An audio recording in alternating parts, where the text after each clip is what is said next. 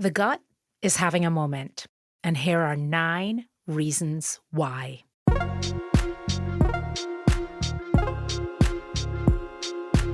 I'm Dr. Robynne Chutkan, gastroenterologist, microbiome expert, and author, and I am here to help you find gut bliss.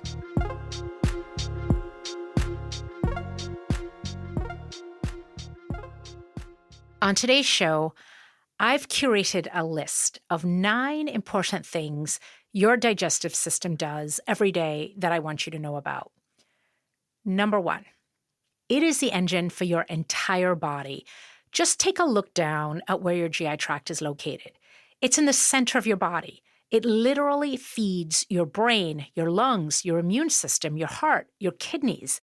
If your gut health is not optimized, it means that even if you're eating a super healthy diet, those nutrients are not going to be properly digested and absorbed. So gut health is key to overall health. That's the first thing I want you to know. Number 2, the vast majority of your immune system is physically located in your GI tract. You have your trillions of microbes in this hollow tube called your digestive tract, and they are separated from your immune system by your gut lining. And that lining is a 1-cell thick membrane that provides a physical barrier between what is in your GI tract and what is in the inside of your body on the other side of that gut lining. And one of the most important things on the other side of that gut lining is your immune system. The cells that make antibodies and cytokines and all the different things your immune system produces to defend you against not just infection, but also against cancer. Those things are on the other side of your gut lining. So you have this hand and glove relationship where you have your gut microbiome on one side and your immune system on the other, and they are in constant communication. Number 3, your GI tract has its own nervous system called the enteric nervous system. And this is sometimes referred to as a second brain in your gut. And that second brain is intimately connected to your other brain, your central nervous system. And just like with your immune system, there is constant back and forth between the two organs. Your gut sends messages to your brain, and your brain sends messages to your gut. What kinds of messages? Well, the signals from your brain impact things like absorption of nutrients, motility, and enzyme secretion in the digestive tract. And the signals from your gut to your brain influence your mood, your cognition, your memory. And this isn't just a chemical or hormonal communication. There is literally a physical conduit between the two organs through the vagus nerve that originates in the base of your brain, and it runs all the way down through your neck and chest into your abdomen, where it branches out to your stomach, your small intestines, your liver, your pancreas. This connection plays a critical role in maintaining digestive health, in regulating your mood, and influencing your overall well-being. When we come back, what you need to know about that icky, sticky stuff that is one of your body's most important protective mechanisms and is located in your gut.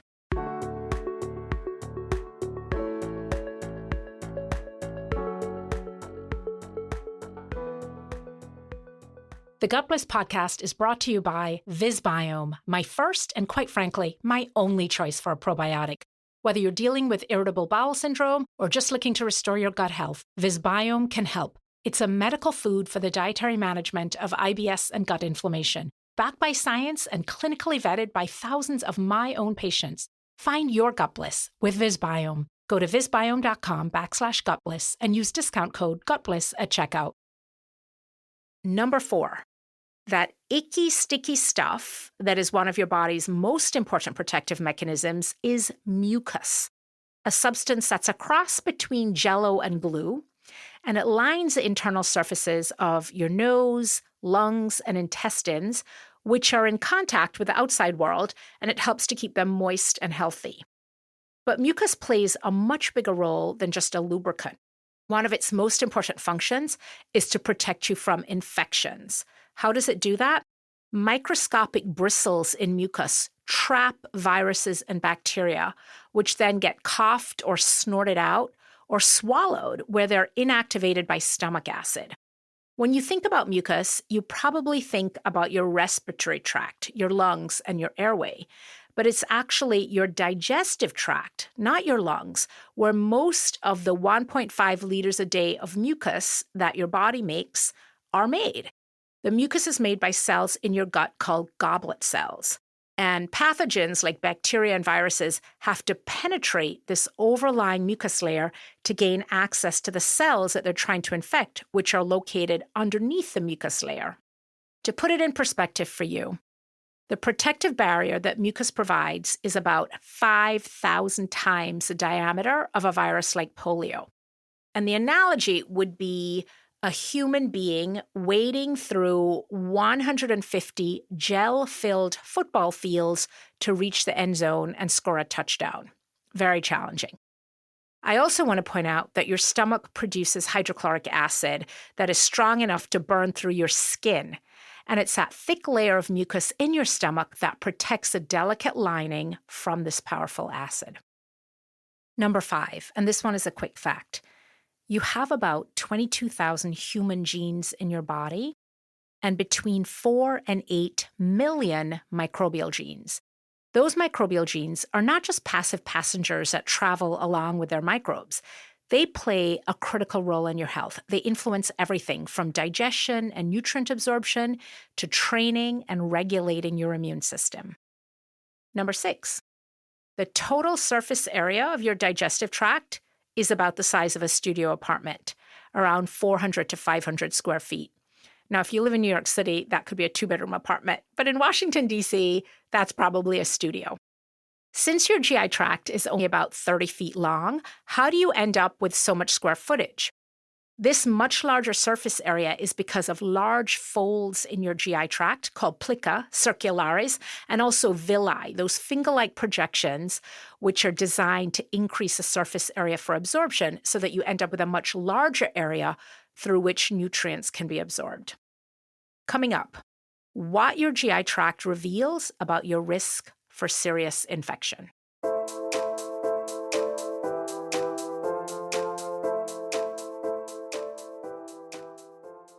Number 7, the number one predictor of severity after you were exposed to a viral illness like COVID is not your age or whether you have heart disease or lung disease or are overweight. It is the composition of your gut microbiome. A landmark study published in 2021 in the journal Gut found that the amounts of bad bacteria like Enterococcus faecalis versus the levels of good bacteria like Faecalibacterium prausnitzii could predict outcome from COVID with 92% accuracy, literally the most accurate predictor by far. And by predict severity, I mean that it can tell us whether you're going to have mild symptoms, severe symptoms, end up on a ventilator, or are at high risk of dying from COVID. Number 8.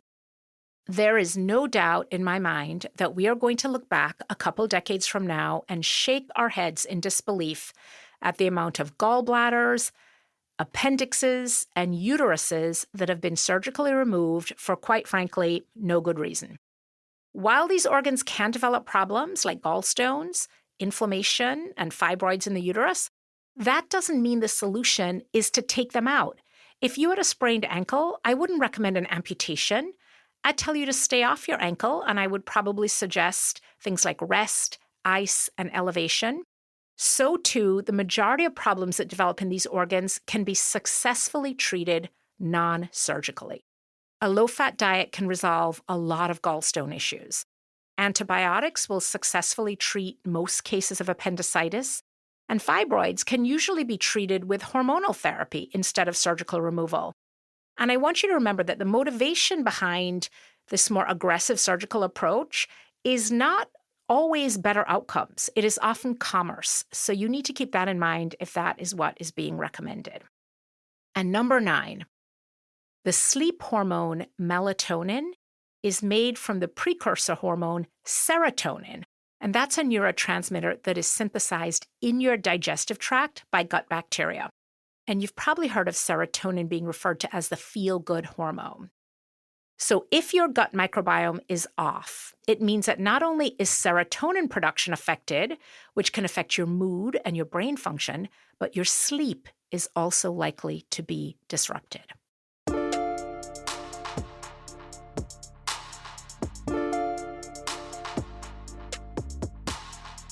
I want to leave you with 3 takeaways about your GI tract. Number 1, it is the engine for your entire body, and literally all your organs depend on proper digestion and proper nutrient absorption for their fuel. Number 2, it is closely linked to other essential organs like your brain and your immune system, and their function is highly dependent on having a healthy gut. And number 3, the most important tool in your toolbox for optimizing your gut function is your fork. Food is medicine, especially when it comes to gut health. So that's it for this episode of the Gut Bliss podcast on 9 things you need to know about your gut. We did it. We completed an entire season, 52 episodes of the Gut Bliss podcast. And we did it together. There is literally no podcast without a podcast audience. So thank you so much for listening. And I want to give a special thank you to my wonderful editor, Mike Goller, and my amazing web developer, Joey Carbet. You are truly the best, and I am so grateful to both of you. You are not only experts at what you do, but you are so kind and patient with me. I so appreciate you. So what is in store for season 2? So many exciting things, including the transition to video that I talked about last week and confessed that I'm both terrified and excited about. We're going to have more guests, including some really generous people who are going to be sharing their digestive health journey, as well as some amazing experts with information we all need to know about. If you are interested in being a patient guest on the Gut Bliss podcast, please use the contact form at gutbliss.com. I would love to hear from you.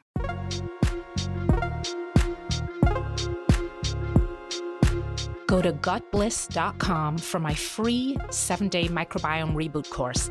If you like what you're hearing, drop a review and hit that subscribe button. And remember, dirt, sweat, vegetables, the best prescription for a healthy gut.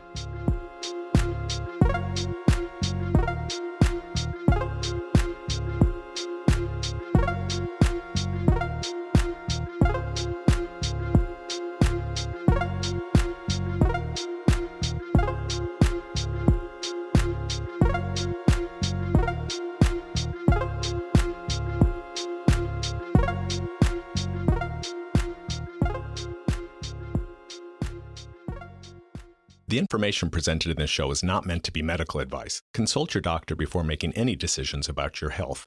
The patients discussed are real people, but names and identifying features have been changed to protect their privacy.